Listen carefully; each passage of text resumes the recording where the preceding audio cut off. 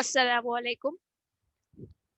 Last time આપણે જોયું હતું કે આવર્તી વલણની અંદર વિદ્યુત ઋણતા અને સંયોજકતા સમૂહમાં અને આવર્તમાં કેવી રીતે બદલાય છે.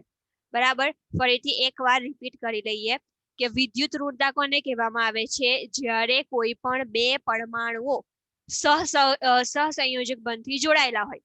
બરાબર, તે વખતે જે તે તત્વ હોય એ બંધમાંના જે ઇલેક્ટ્રોન છે, બરાબર, બંધ બનાવવામાં જે ભાગીદાર ઇલેક્ટ્રોન છે એ ઇલેક્ટ્રોનને પોતાના દ્વારા કેટલા પ્રમાણમાં આકર્ષી શકે છે એને શું કહેવામાં આવે છે? વિદ્યુત ઋણતા કહેવામાં આવે છે. દાખલા તરીકે બે તત્વો છે, એ સહસંયોજક બંધ છે બી. બરાબર, એનો એક ઇલેક્ટ્રોન હોય, બી નો બીજો ઇલેક્ટ્રોન હોય. હવે આ ઇલેક્ટ્રોન શું થઈ ગયા? બંધ બનાવવામાં ભાગ લીધેલ ઇલેક્ટ્રોન.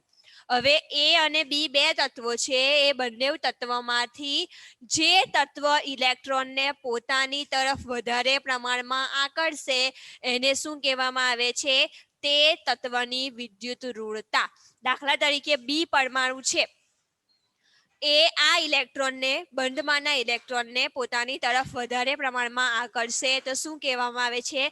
કે બી ની વિદ્યુત ઋણતા વધારે છે કોના કરતા? એ કરતા. બરાબર, હવે આપણે જોઈ લઈએ આવર્ત અને સમૂહમાં કે આવર્તમાં આપણે ડાબીથી જમણી તરફ જઈએ તો વિદ્યુત ઋણતા વધે. બરાબર, સમૂહમાં ઉપરથી નીચે તરફ જઈએ તો વિદ્યુત ઋણતા ઘટે. બરાબર, આવર્તમાં ડાબીથી જમણી તરફ જઈશું તો કયો ગુણધર્મ વધશે? ધાત્વિયમાંથી અધાત્વિય તરફ. બરાબર, જેટલી પણ અધાતુ હોય છે એ ઇલેક્ટ્રોન પ્રત્યે આકર્ષણ ધરાવે છે, ઇલેક્ટ્રોનને સરળતાથી ગ્રહણ કરે છે. બરાબર, એટલા માટે તેમની વિદ્યુત ઋણતા કેવી હોય છે? વધારે હોય છે. આ બાજુ ડાબી બાજુ શું હોય છે? ધાતુ આવેલ હોય છે, જેમને ઇલેક્ટ્રોન પ્રત્યેનું બધું આકર્ષણ હોતું નથી. તેઓ ઇલેક્ટ્રોન ગુમાવવાની વૃત્તિ ધરાવે છે, એટલા માટે એમની વિદ્યુત ઋણતા કેવી હોય છે? ઓછી હોય છે. બરાબર, આ રીઝન છે કે આવર્તમાં ડાબીથી જમણી તરફ જઈએ તો વિદ્યુત ઋણતામાં વધારો જોવા મળે. સમૂહમાં ઉપરથી નીચે તરફ જઈએ તો વિદ્યુત ઋણતામાં ઘટાડો જોવા મળે. શા માટે? કારણ કે સમૂહમાં આપણે ઉપરથી નીચે તરફ જઈશું તો શું થશે? પરમાણુનું કદ મોટું થશે. પરમાણુનું કદ જેટલું મોટું થાય એટલું કેન્દ્ર અને સંયોજકતા ઇલેક્ટ્રોન વચ્ચેનું અંતર વધે. જેટલું અંતર વધશે એટલું આકર્ષણ ઘટશે. બરાબર, આકર્ષણ ઘટે તો સરળતાથી ઇલેક્ટ્રોન અહીંયા દાખલ થાય નહીં. કેન્દ્રને ઇલેક્ટ્રોન પ્રત્યે આકર્ષણ કેવું હશે? ઓછું હશે. એટલા માટે સમૂહમાં ઉપરથી નીચે તરફ જઈશું તો શું થશે? વિદ્યુત ઋણતામાં ઘટાડો જોવા મળશે. બરાબર, સંયોજકતાની વાત કરી લેતી. સંયોજકતા અથવા તો ઓક્સિડેશન કોની કહેવામાં આવે છે? જ્યારે કોઈ ધાતુ હોય, બરાબર,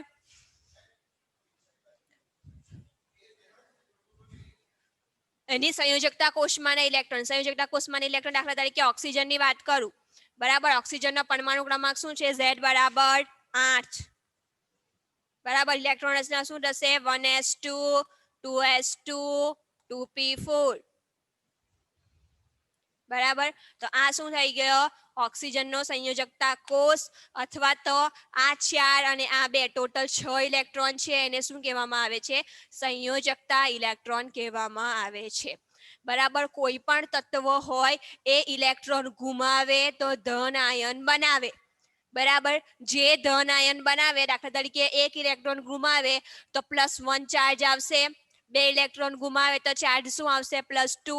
3 ગુમાવે તો ચાર્જ શું આવશે? +3. જેટલો પણ ચાર્જ હોય એની ઉપર એને શું કહેવામાં આવે છે? એનો ઓક્સિડેશનાંક કહેવામાં આવે છે. બરાબર, દાખલા તરીકે મેગ્નેશિયમ છે, 2 ઇલેક્ટ્રોન ગુમાવે છે તો શું બનાવે છે? Mg+2 ion. તો મેગ્નેશિયમનો ઓક્સિડેશનાંક શું થયો? +2. એવી રીતે ઓક્સિજન છે, બરાબર છે, એને અષ્ટક પૂર્ણ કરવા માટે 2 ઇલેક્ટ્રોનની જરૂર છે. જો સંયોજકતા કોષમાં કેટલા ઇલેક્ટ્રોન છે? 4 ને 2 6. 8 ઇલેક્ટ્રોન હોય તો સંયોજકતા કોષ પૂરી થઈ જાય. બરાબર, તે શું કરશે? 2 ઇલેક્ટ્રોન મેળવશે. ઓક્સિજનનો પરમાણુ જો 2 ઇલેક્ટ્રોન મેળવે તો એની ઉપર ચાર્જ શું આવે? O-2. ઓક્સિજનનો ઓક્સિડેશનાંક શું થશે? -2. બરાબર. તો જનરલી આવર્તમાં તમે ડાબીથી જમણી તરફ જાઓ તો ઓક્સિડેશન આંખમાં ઘટાડો જોવા મળે, એટલે કે ચાર્જ કેવો હોય, માઇનસમાં હોય. સમૂહમાં ઉપરથી નીચે તરફ જો તો ઓક્સિડેશન આંખમાં વધારો જોવા મળે. જનરલી ચાર્જ કેવો હોય, ધન આયન હોય. બરાબર. અને એનું બીજું કારણ એ પણ છે કે આવર્તની અંદર ડાબીથી જમણી તરફ જઈએ તો જમણી બાજુ અધાતુ આવેલી હોય છે. અધાતુ હંમેશા ઇલેક્ટ્રોન મેળવે તો ચાર્જ કેવો હોય, નેગેટિવ હોય. તો ઓક્સિડેશન આંક પણ શું હશે, નેગેટિવ હશે. આ બાજુ ધાતુઓની વાત કરીએ, ડાબી બાજુ બધી ધાતુ આવેલી હોય છે. બરાબર. આવર્ત પુસ્તકની શરૂઆતમાં એસ વિભાગના તત્વોમાં જેટલી ધાતુ આવેલી હોય છે, ધાતુઓનો ગુણધર્મ ઇલેક્ટ્રોન ગુમાવવાનો હોય છે. ઇલેક્ટ્રોન ગુમાવે તો ધન આયન બનાવે, ધન આયન બનાવે તેમનો ઓક્સિડેશન આંક કેવો હોય, પોઝિટિવ હશે. બરાબર. ચાલો, અહીંયા આપણે આ પૂરું થાય છે. આપણો આજનો જે મેઇન ટોપિક છે વિકર્ણ સંબંધ, જેના વિશે આપણે અહીંયા વાત કરવાની છે. પ્રથમ અને દ્વિતીય સમૂહના તત્વોનો વિકર્ણ સંબંધ.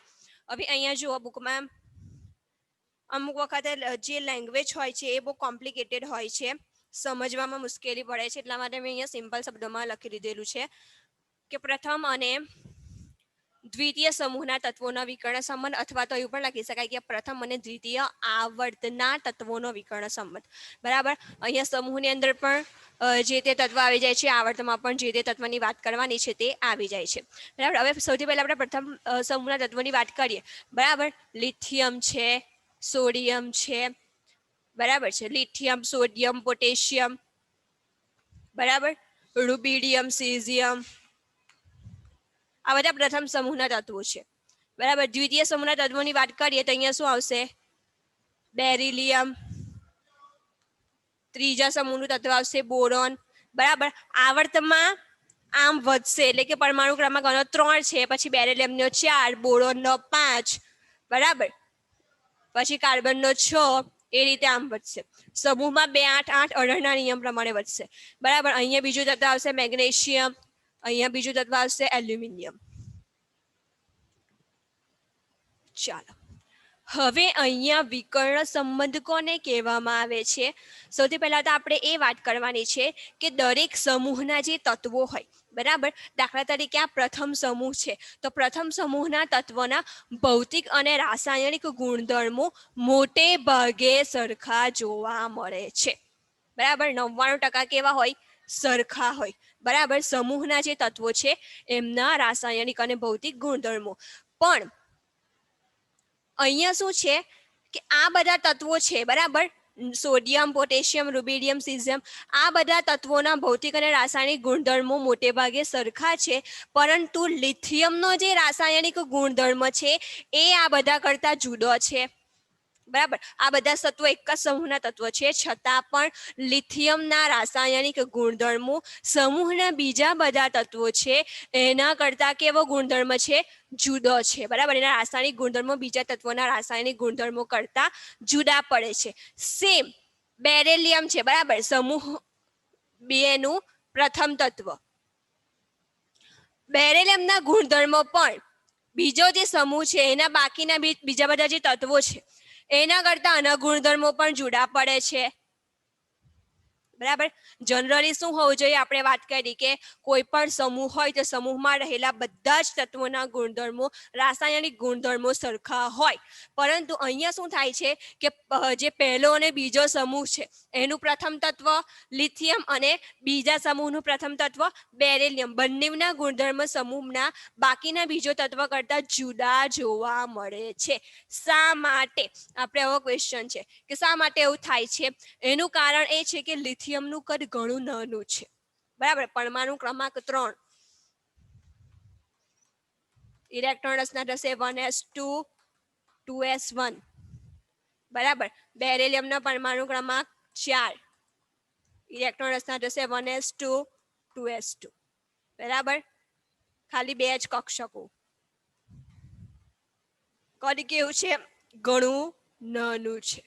હવે અહીંયા શું થશે, જેમ જેમ સમૂહના બીજા બધા તત્વોની વાત કરીએ તો એમનું કદ મોટું થશે, બરાબર. સોડિયમની વાત કરીએ તો સોડિયમમાં કઈ કઈ કક્ષક આવશે? 1s આવશે, 2s આવશે, 2p આવશે અને 3s આવશે, 4 કક્ષક આવશે. તો લિથિયમ કરતા સોડિયમનું કદ કેવું થઈ ગયું? ઘણું મોટું થઈ ગયું. હવે સોડિયમ પછી કોણ આવે છે? પોટેશિયમ. તો પોટેશિયમનું કદ કેવું થઈ ગયું? એનાથી પણ વધારે મોટું થઈ ગયું. તો અહીંયા જે પહેલા બે તત્વો છે સમૂહના, બરાબર, એ બંનેનું કદ કેવું છે? ઘણું નાનું છે બાકીના બીજા તત્વો કરતા. બીજી વસ્તુ કે એમની વિદ્યુત ઋણતામાં પણ ઘણો તફાવત રહેલો છે, બરાબર. ઉપરથી નીચે તરફ જઈએ તો વિદ્યુત ઋણતામાં ઘટાડો જોવા મળે. હવે અહીંયા શું છે કે તેઓનું કદ, બરાબર, તેઓની વિદ્યુત ઋણતામાં તફાવત, તેઓની આયનીકરણ એન્થાલ્પીમાં તફાવત, આ બધા તફાવતોના કારણે આ બંને જે તત્વો છે એ બાકીના બીજા સમૂહના તત્વો કરતા જુદા પડે છે. પણ એવું જોવા મળ્યું છે કે લિથિયમ અને મેગ્નેશિયમ, બરાબર, બેરેલિયમ અને એલ્યુમિનિયમ, બરાબર, જો ક્રોસ સંબંધ છે સમૂહમાં જોશો આવર્ત કોષ્ટક ખોલીને તો લિથિયમમાં આ રીતે ક્રોસ મેગ્નેશિયમ હોય છે અને બેરેલિયમની આ રીતે ક્રોસ એલ્યુમિનિયમ હોય છે. તો એવું જોવા મળે છે કે લિથિયમના જે રાસાયણિક ગુણધર્મો છે એ મેગ્નેશિયમ જેવા છે, બરાબર, મેગ્નેશિયમને મળતા આવે છે.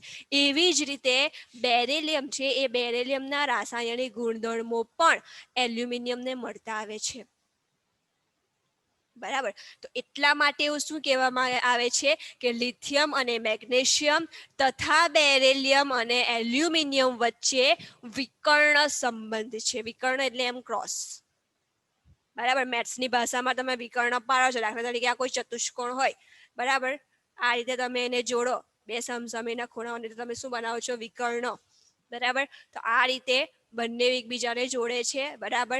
બંને જે તત્વો છે તે ક્રોસ રીતે જે બીજા તત્વો સાથે જોડાયેલા છે એમની સાથે એમના જે ગુણધર્મો છે, રાસાયણિક ગુણધર્મો કેવા જોવા મળે છે? સરખા જોવા મળે છે. એટલા માટે શું કહેવામાં આવે છે કે લિથિયમ અને મેગ્નેશિયમ વચ્ચે તથા બેરેલિયમ અને એલ્યુમિનિયમ વચ્ચે વિકર્ણ સંબંધ રહેલો છે. તેઓના કદમાં પણ તફાવત છે, બરાબર. લિથિયમ અને મેગ્નેશિયમના કદમાં પણ તફાવત છે, બેરિલિયમ અને એલ્યુમિનિયમના કદમાં પણ તફાવત છે. પણ જુઓ અહીંયા મેગ્નેશિયમની વાત કરીએ તો મેગ્નેશિયમની છેલ્લી જે ઇલેક્ટ્રોન રચના છે એ શું આવશે? 3p6 3s2, બરાબર. મેગ્નેશિયમની ઇલેક્ટ્રોન રચના આપણે લખીએ તો મેગ્નેશિયમનો પરમાણુ ક્રમાંક છે 12Z, બરાબર, બરાબર. ઇલેક્ટ્રોન રચના શું લખાશે? 1s2 2s2 2p6 3s2, બરાબર. અને એલ્યુમિનિયમની વાત કરીશું તો અહીંયા 3s2 3p1, આ બધું સેમ આવશે, બરાબર. તો જનરલી જે લિથિયમ છે એ પણ શું કરશે? મેગ્નેશિયમ જેવી ઇલેક્ટ્રોન રચના પ્રાપ્ત કરવાનો પ્રયત્ન કરશે અને જે એલ્યુમિનિયમ છે, બરાબર, બેરેલિયમ છે એ પણ એલ્યુમિનિયમ જેવી ઇલેક્ટ્રોન રચના પ્રાપ્ત કરવાનો પ્રયાસ કરશે. જનરલી જે ધાતુઓ હોય છે ઇલેક્ટ્રોન મેળવતી નથી, બરાબર. એક વસ્તુ યાદ રાખવી કે જનરલી ધાતુઓ હોય છે એ સામાન્ય રીતે ઇલેક્ટ્રોન મેળવતી નથી, છતાં પણ એવું જોવા મળે છે કે આ બંનેના જે બે તત્વો વિકર્ણ રીતે, બરાબર, ક્રોસ અથવા તો સમસામે જે ગોઠવાયેલા છે એમના રાસાયણિક ગુણધર્મોમાં સામ્યતા જોવા મળે છે, બરાબર. એટલા માટે શું કહેવામાં આવે છે? તેઓનો એકબીજા વચ્ચે શું છે? વિકર્ણ સંબંધ છે. બીજી વસ્તુ કે લિથિયમ અને બેરેલિયમ છે, બરાબર, ઇલેક્ટ્રોન રચના અહીં આપણે લખેલી છે. આ જે બે તત્વો છે એ જ્યારે બીજા કોઈ તત્વોની સાથે જોડાય તો સહસંયોજક રીતે જોડાય છે. સહસંયોજક રીતે જોડાવું એટલે કે બીજા તત્વની સાથે સહસંયોજક બંધ બનાવે છે, બરાબર, ભાગીદારી દ્વારા જોડાય છે. જ્યારે સમૂહમાં રહેલા બીજા બધા તત્વો, બરાબર, આ બીજા બધા જે તત્વો હોય છે એ તત્વો આયનિક સંયોજન બનાવે છે. શું બનાવે છે?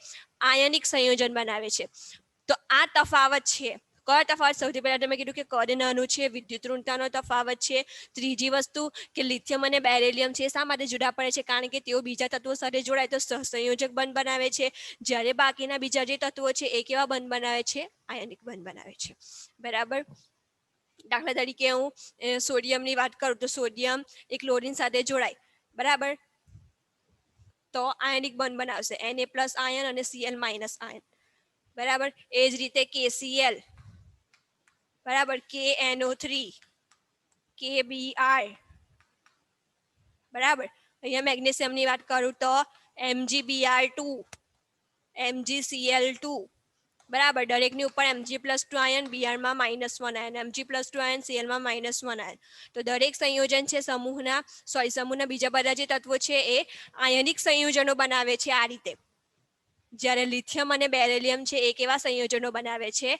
સહસંયોજક સંયોજનો બનાવે છે, એટલે કે બીજા તત્વો સાથે સહસંયોજક બંધથી જોડાયેલા હોય છે.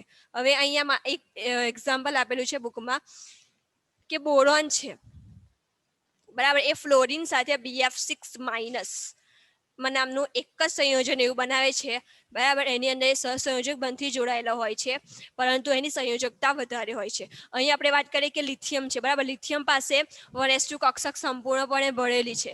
2s ની અંદર એક ઇલેક્ટ્રોન છે, એટલે એ બીજા કોઈ પણ તત્વ સાથે ભાગીદારી કરશે અને એક ઇલેક્ટ્રોન મેળવીને સહસંયોજક બંધ બનાવશે બરાબર. અહીંયા બેરિલિયમની તો બંને કક્ષકો પૂરી છે, એટલે જનરલી તે શું કરશે? જનરલી કોઈ રાસાયણિક પ્રક્રિયા આમ નહીં કરે, પરંતુ અષ્ટક પૂર્ણ કરવા માટે બરાબર 8 ઇલેક્ટ્રોન મેળવવા માટે શું કરશે?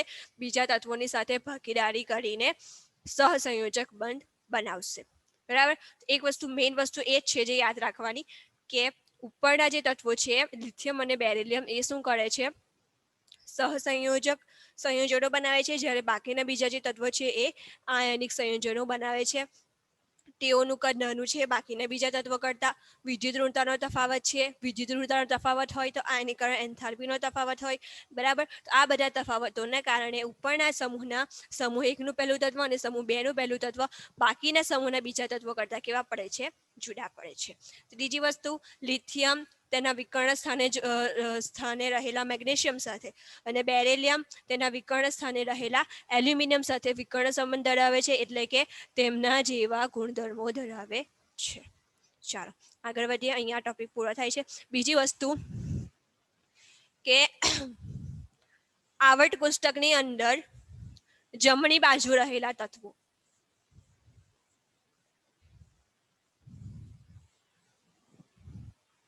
આવર્ત કોષ્ટકમાં જમણી બાજુ રહેલા તત્વો, આ થઈ ગઈ ડાબી બાજુ, આ થઈ ગઈ જમણી બાજુ બરાબર. જમણી બાજુ કોણ આવેલું હોય છે? પી વિભાગના તત્વો બરાબર. મધ્યમાં કોણ હોય છે? ડી અને ડાબી બાજુ કોણ હોય છે? એસ બરાબર. તો જમણી બાજુ રહેલા પી વિભાગના તત્વો છે એના પ્રથમ આવર્તમાં રહેલા તત્વો.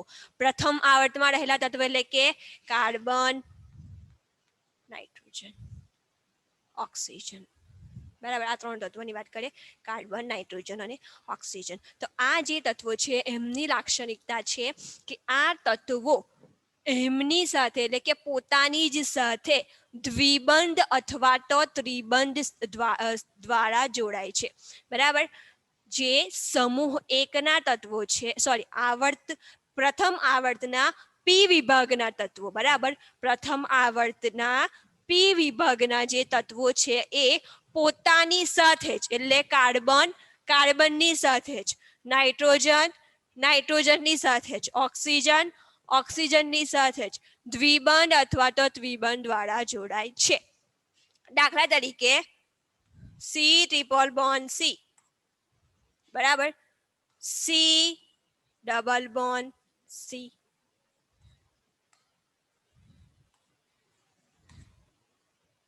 બરાબર. હંમેશા યાદ રાખવું, તમે 10મા ધોરણમાં ભણી ગયેલા છો બરાબર, કે કાર્બનની સંયોજકતા 4 હોય છે, એટલે કે કાર્બન વધારેમાં વધારે 4 બંધ બનાવી શકે છે બરાબર. તો જો કાર્બન વચ્ચે દ્વિબંધ હોય તો એ કાર્બન છે એ બીજો કેવો બંધ બનાવે છે? સિંગલ બંધ બનાવે છે.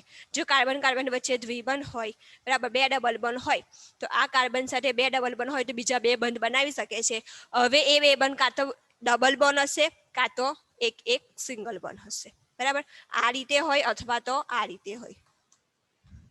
આ પણ શક્ય હોઈ શકે, આ પણ શક્ય હોઈ શકે બરાબર. એવી જ રીતે ઓક્સિજન છે એ બીજા ઓક્સિજન સાથે ડબલ બોન્ડથી જોડાયેલો હોય છે. નાઇટ્રોજન પણ નાઇટ્રોજન સાથે ડબલ બોન્ડ બનાવે છે અને ટ્રિપલ બોન્ડ પણ બનાવે છે.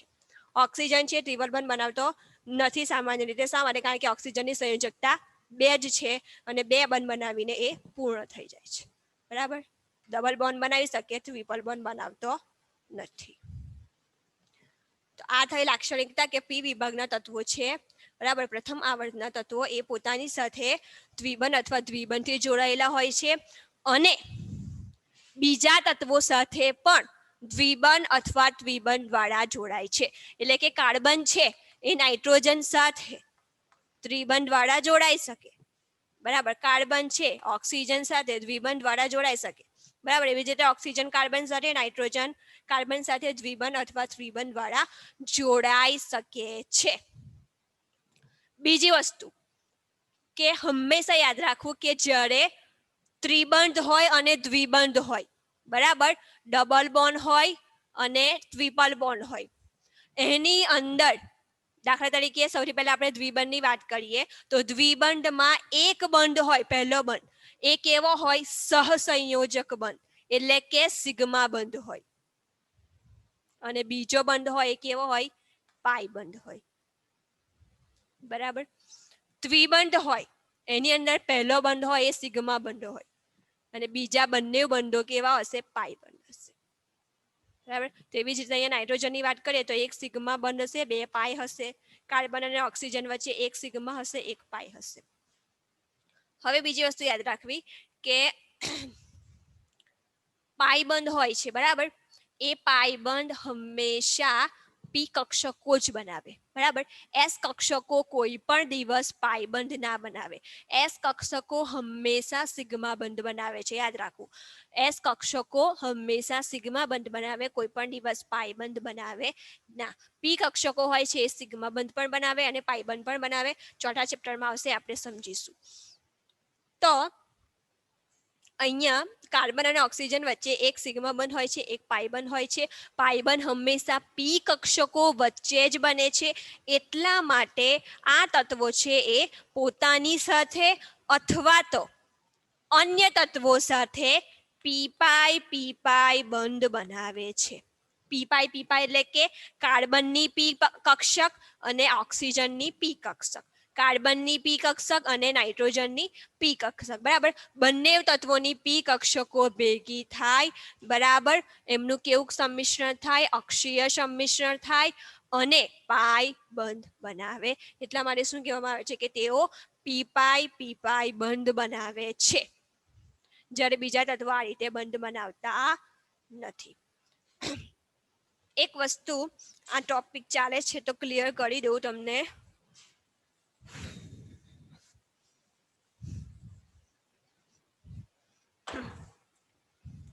મેં તમને સૌથી પહેલા કીધું કે એસ કક્ષકો હોય છે, બરાબર, એ હંમેશા સહસંયોજક બંધ બનાવે, એટલે કે સિગ્મા બંધ બનાવે, એટલે કે ઇલેક્ટ્રોનની ભાગીદારી થાય. બરાબર, દાખલા તરીકે આ એસ કક્ષક છે, બરાબર, દાખલા તરીકે કાર્બનની એસ કક્ષક છે, બરાબર, અને આ જે કક્ષક છે એ નાઇટ્રોજનની એસ કક્ષક છે. બંને ભેગી થાય તો શું થઈ ગયું? કક્ષકોનું ઓવરલેપિંગ અથવા કક્ષકોનું સંમિશ્રણ. અને આ રીતે જે બંધ બનશે એ શું બનશે? સિગ્મા બંધ બનશે. બરાબર, અહીંયા બે ઇલેક્ટ્રોન હશે. હંમેશા આ રીતે સિગ્મા બોન્ડ બનતો હોય છે, કોની અંદર? એસ કક્ષકમાં. યાદ રાખો, બરાબર, એસ કક્ષકમાં સિગ્મા બંધ આ રીતે બને છે. પી કક્ષક હોય, મેં કીધું એ પ્રમાણે પી કક્ષક હોય અથવા તો ડી કક્ષક હોય, બરાબર, એની અંદર સિગ્મા બંધ પણ બને અને પાઈ બંધ પણ બને. સિગ્મા બંધ ક્યારે બને? યાદ રાખવું, સિગ્મા બંધ ક્યારે બને? પી કક્ષકમાં અને ડી કક્ષકમાં, જ્યારે કક્ષકોનું અક્ષીય સંમિશ્રણ થાય. બે શબ્દો યાદ રાખવા, અક્ષીય અને કક્ષીય. આ બે શબ્દો યાદ રાખવા. જો અક્ષીય સંમિશ્રણ થાય તો સિગ્મા બંધ બને અને જો કક્ષીય સંમિશ્રણ થાય તો પાઈ બંધ બને. બરાબર, હવે અક્ષીય સંમિશ્રણ કેવી રીતે થાય ને કક્ષીય કેવી રીતે થાય? દાખલા તરીકે આ કાર્બન છે અને આ નાઇટ્રોજન છે, બરાબર, પી કક્ષકનો આકાર આ રીતે હોય છે, આપણે જોઈ ગયા. બરાબર, તો દાખલા તરીકે આ કાર્બનની પી કક્ષક છે,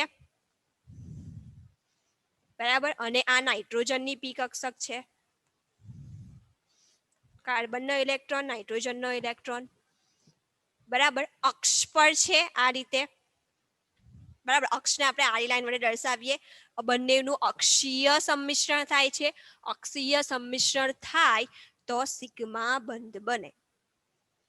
બરાબર, આ રીતે સંમિશ્રણ થતું હોય તો કયું સંમિશ્રણ કહેવાય? અક્ષીય સંમિશ્રણ. બંધ કયો હોય? સિગ્મા. બરાબર, પાઈ બંધ કેવી રીતે બને? કક્ષીય સંમિશ્રણ દ્વારા. દાખલા તરીકે આ કાર્બન છે, કક્ષક આ રીતે આવેલી હોય, દાખલા તરીકે વાય અક્ષ પર.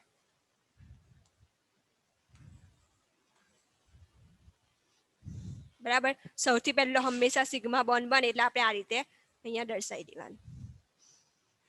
બરાબર, હવે અહીંયા કાર્બન પાસે ઇલેક્ટ્રોન છે, આ કક્ષકમાં નાઇટ્રોજન પાસે ઇલેક્ટ્રોન છે. બરાબર, પી કક્ષકમાં. હવે આ જે પી કક્ષકો છે એ જનરલી અક્ષીય સમજવા માટે આપણે એક્ઝામ્પલ આપેલી છે કે અક્ષીય રીતે આ રીતે અક્ષ પર આવેલા હોય તો, કક્ષીય રીતે એટલે કક્ષકો આ રીતે ગોઠવાયેલી હોય તો ઊભી રીતે. બરાબર, અને આ જે ઇલેક્ટ્રોન હોય, બરાબર, એ ઇલેક્ટ્રોનનું સંમિશ્રણ થાય આ રીતે તો કયો બંધ બને છે? પાઈ બંધ બને છે. બરાબર, દાખલા તરીકે ઝેડ કક્ષક હોય તો ઝેડ કક્ષક આ રીતે આવેલી હોય છે. આ જે કક્ષકોનું સંમિશ્રણ થાય પણ શું બનાવશે? પાઈ બંધ બનાવશે. સિગ્મા બંધ એક જ વખત બને, પાઈ બંધ કેટલા વખત બને? 2 વખત બને. બરાબર, એક વખત અથવા તો 2 વખત જેટલા બોન્ડ હોય એવી રીતે બને. જો કાર્બન અને નાઇટ્રોજન વચ્ચે 2 બોન્ડ હોય એટલે કે એક સિગ્મા હોય અને એક પાઈ હોય તો સંમિશ્રણ આ સિગ્માનું થશે અને આ એક પાઈનું થશે. જો કાર્બન અને નાઇટ્રોજન વચ્ચે 3 બંધ હોય તો શું થશે? પહેલું સંમિશ્રણ આ સિગ્માનું, આ બીજા પાઈ બંધનું અને આ ત્રીજા પાઈ બંધનું. બરાબર, આ બધું આવશે પરંતુ હમણાં તમને સમજ પડે એટલા માટે હું તમને સમજાવું છું. નેક્સ્ટ જોઈએ આપણે છેલ્લો ટોપિક ચેપ્ટરનો,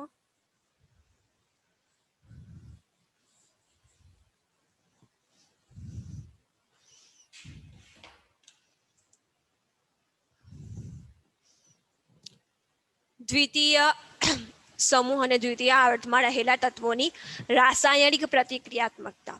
બરાબર, રાસાયણિક પ્રતિક્રિયાત્મકતા એટલે કે રાસાયણિક રીતે પ્રક્રિયા કરવામાં તેઓ કેટલા સમર્થ છે. બરાબર, કેટલી સ્પીડથી રાસાયણિક પ્રક્રિયા કરી શકે છે, કેટલી સ્પીડથી રાસાયણિક પ્રક્રિયા કરી શકતા નથી, એને શું કહેવામાં આવે છે? રાસાયણિક પ્રતિક્રિયાત્મકતા. હવે જનરલી આ ટોપિકની અંદર શરૂઆતમાં બુકમાં જે કંઈ પણ વાત કરેલી છે એ બધી આપણે સમજી ગયેલા છીએ.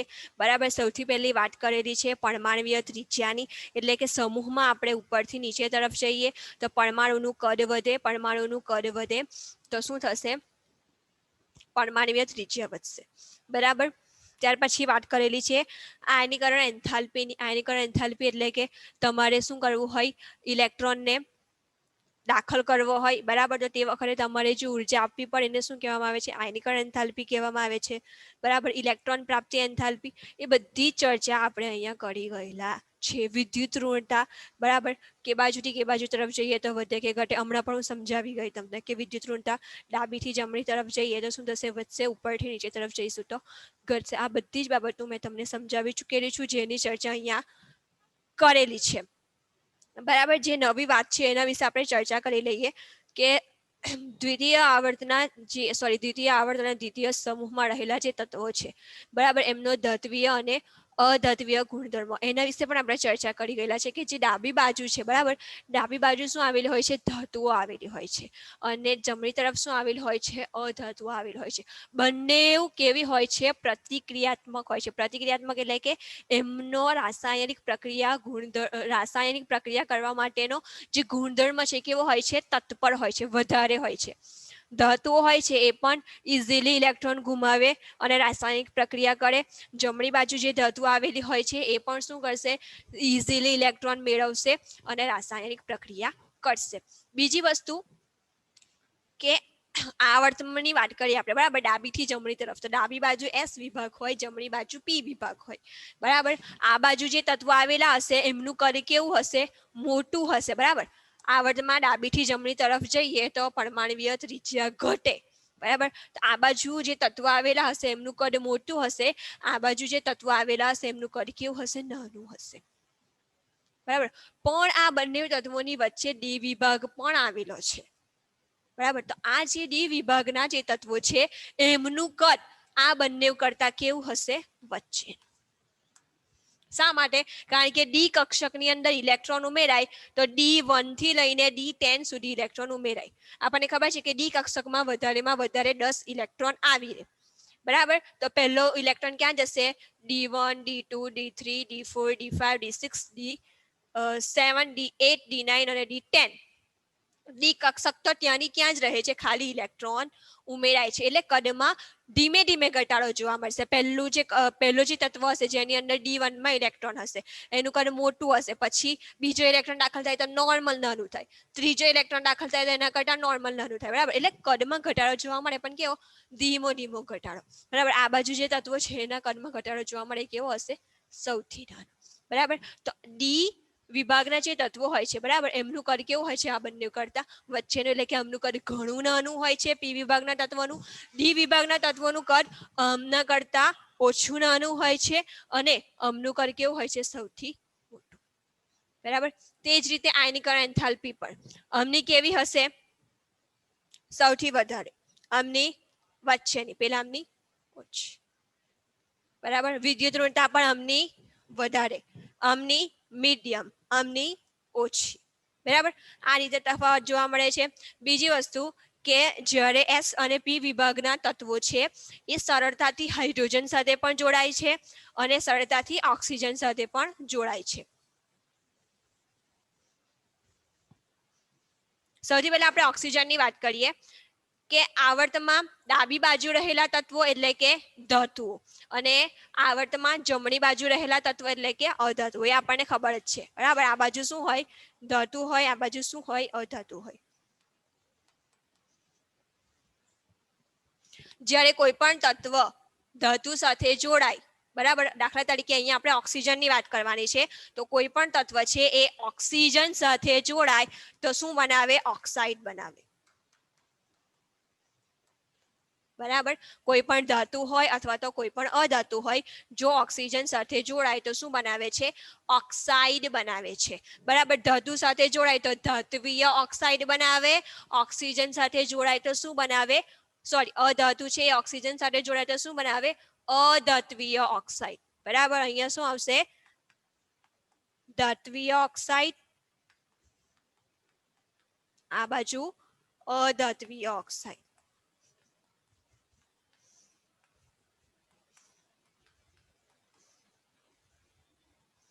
બરાબર. એક્ઝામ્પલ આપેલું છે આપણને બુકમાં ધાત્વિય ઓક્સાઇડનું, બરાબર. ધાતુ તરીકે દાખલા તરીકે સોડિયમ છે, બરાબર. સોડિયમ છે એ ઓક્સિજન સાથે જોડાય તો Na2O, બરાબર, સોડિયમ ઓક્સાઇડ બનાવે છે, Na2O. હવે આ Na2O છે એનો ગુણધર્મ કેવો છે, આ ઓક્સાઇડનો ગુણધર્મ કે ભાઈ આ ઓક્સાઇડ છે એ બેઝિક ઓક્સાઇડ છે, બરાબર. એટલે કે જેટલા પણ ધાત્વિય ઓક્સાઇડ હોય એ બધા કેવા હશે, બેઝિક હશે. Na2O, Mg2O, Al3O2, બરાબર. Al3O2 એ પણ શું છે, એલ્યુમિનિયમ ઓક્સાઇડ છે, એ પણ કેવા છે, બેઝિક છે. તો બધા જ જે ધાતુઓ સાથેના ઓક્સાઇડ હશે એ બધા કેવા હશે, બેઝિક હશે. જ્યારે જેટલા પણ અધાત્વિય ઓક્સાઇડ હશે, બરાબર, એક્ઝામ્પલ આપેલું છે આપણને Cl2O7, બરાબર. આ જે અધાત્વિય ઓક્સાઇડ છે, ક્લોરીન અધાતુ છે, બરાબર, ઓક્સિજન સાથે સંયોજન જઈને અધાત્વિય ઓક્સાઇડ બનાવે છે, બરાબર. અધાત્વિય ઓક્સાઇડ કેવા હોય છે, એસિડિક હોય છે.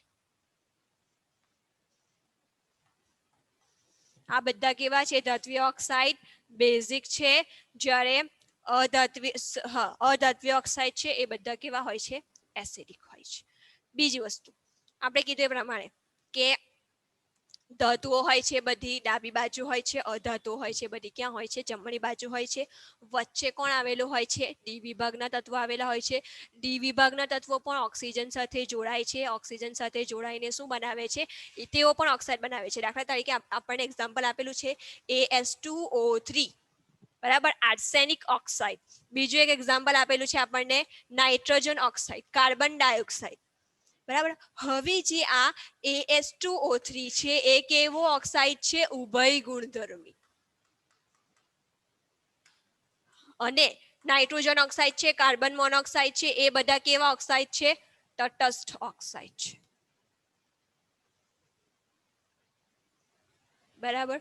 આર્સેનિક ઓક્સાઇડ આપણને એક્ઝામ્પલ આપેલું છે એ ઉભય ગુણધર્મી છે. ઉભય ગુણધર્મી છે એટલે કે તે એસિડ તરીકે પણ વર્તે છે અને બેઝ તરીકે પણ વર્તે છે. જ્યારે આ ઓક્સાઇડ છે બરાબર ઉભય ગુણધર્મી એટલે મેં કીધું એ પ્રમાણે કે એસિડ અને બેઝ બંને તરીકે વર્તે. ક્યારે વર્તે?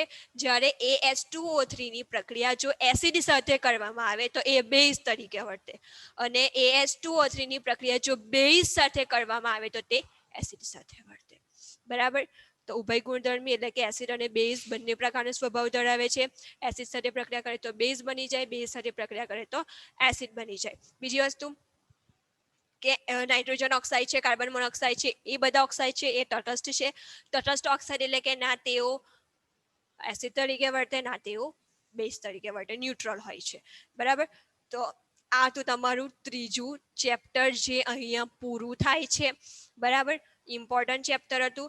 આની અંદરથી નીટમાં 1 કે 2 MCQ પૂછાઈ જાય છે અને MCQમાં શું હોય છે મેં તમને કીધું એ જ પ્રમાણે કે સમૂહમાં આ તરફથી આ તરફ જઈએ તો શું થાય, આવર્તમાં આ ડાબી બાજુથી જમણી તરફ જઈએ તો શું થાય. બરાબર. એ બધા ગુણધર્મો મોસ્ટ ઓફ પૂછાતા હોય છે. તો ઇમ્પોર્ટન્ટ ચેપ્ટર છે. 12માના અનુસંધાનમાં બરાબર 12મામાં પણ આનો ઉપયોગ આવશે. બરાબર. ઘણા બધા કોન્સેપ્ટ એવા છે કે જેનો યુઝ તમને ક્યાં થશે? 12મા ધોરણમાં થશે. બીજી વસ્તુ એક ખાસ અગત્યની વસ્તુ કે તમારા જે એકમ કસોટીના પેપર નીકળે છે બરાબર એ એકમ કસોટીના પેપરની અંદર સિલેબસ ઘણો બધો આગળ ચાલી જાય છે અને આપણા લેક્ચર્સ એટલા બધા થતા નથી, જેના માટે આપણે સિલેબસમાં પાછળ રહી જઈએ છીએ. હવે જનરલી જો આપણે એટલા ટોપિકની ચર્ચા કરીએ છીએ જેટલા ટોપિક તમારા સિલેબસમાં છે. જે સિલેબસમાં નથી એ ટોપિકની આપણે ચર્ચા કરતા નથી. પરંતુ આ ચેપ્ટરની અંદર દરેક ટોપિકની ચર્ચા એટલા માટે કરે કારણ કે આ ચેપ્ટર છે ઘણું ઇમ્પોર્ટન્ટ ચેપ્ટર છે. બરાબર. જો આ તમને સમજ નહીં પડે તો 12મા ધોરણમાં તમને અમુક વસ્તુ છે બધી ઉપરથી જશે. એટલા માટે ત્રીજા ચેપ્ટરના અહીંયા બધા જ ટોપિકની આપણે વાત કરેલી છે. હવે પછી જે પણ ચેપ્ટર આપણે ભણીશું એ જેટલા પણ સિલેબસમાં છે એટલા જ ટોપિકની આપણે ચર્ચા કરીશું. છતાં પણ આપણે સિલેબસમાં ઘણા બધા પાછળ છે. બરાબર. હવે હું તમને ફટાફટ સમજાવી દઉં. એની અંદર તમને તો સંતોષ નહીં જ થાય પણ મને પણ સંતોષ નથી થતો કારણ કે બધું જો બાઉન્સ જતું હોય તમને સમજાવવામાં તો એ સમજાવવાનો કોઈ અર્થ નથી. બરાબર. એટલા માટે હું ઘણી સ્લો જાઉં છું અને ખાસ વસ્તુ એ છે કે ત્રીજું ચેપ્ટર ચાલી ગયું. હવે પછી આપણે ચોથું ચેપ્ટરની ચર્ચા નેક્સ્ટ લેક્ચરમાંથી કરીશું નહીં. ચોથું ચેપ્ટર ઇમ્પોર્ટન્ટ ચેપ્ટર છે પણ એકમ કસોટીને ધ્યાનમાં રાખીને આપણે પાર્ટ 2ના ચેપ્ટરની શરૂઆત કરીશું. બરાબર.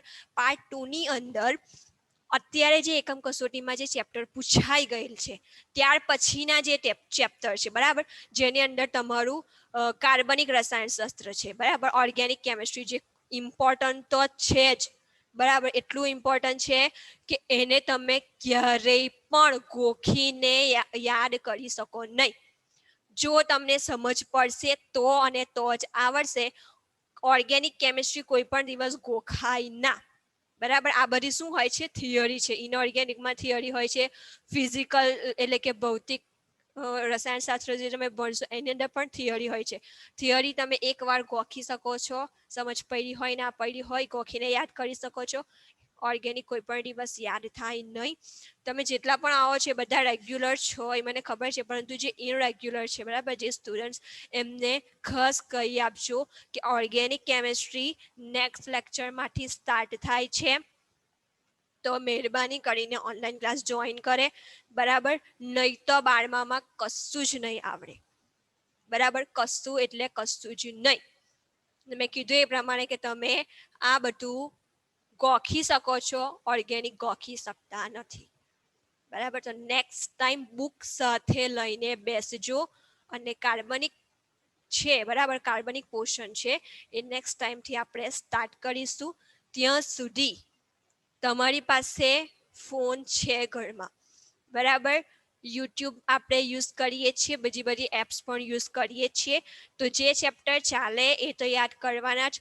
ઓલ્ટરનેટ બીજા બધા ચેપ્ટરના પણ ઘણા વિડીયો હોય છે એ અવેલેબલ હોય છે એ પણ જોતા રહેવાનું. ના સમજ પડે તો પૂછવાનું. બરાબર. ઓકે ચાલો તો નેક્સ્ટ લેક્ચરમાં મળીશું. ત્યાં સુધી વાંચતા રહીજો અને કોઈ ક્વેશ્ચન હોય તો પૂછી શકો છો. બરાબર. વોટ્સએપ પર. ઓકે. અલ્લાહ હાફિઝ.